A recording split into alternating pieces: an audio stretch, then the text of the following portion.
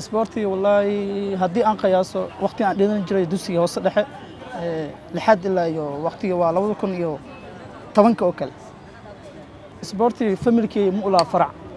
laakiin waxaan jeclaystay inaan la dheelo dhalinyarta degan degmada Cabdicasiis mar walba waxaan asxaab lahaa tiimkayga aad aan u jeclaa walaalaha ee la dhiganayo galaaska lixaad oo kale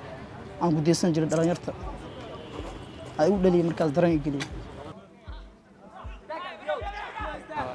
والله waxaan xasuustaa koob jiroon aan ku dheelay school bluesia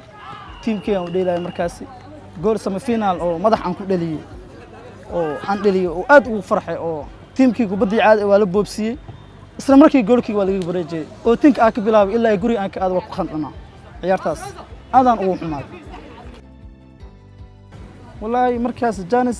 saasu badan ma lahayn in baloon aan ku ciyaari karo aan dheeri karo waqtigaas oo khallaasaha jiray laakiin mararka qaar markii waqtiga soo fiicnaanaya waxaan sameynay xaafadaha guryaha gadaashiisa oo kale barxadaha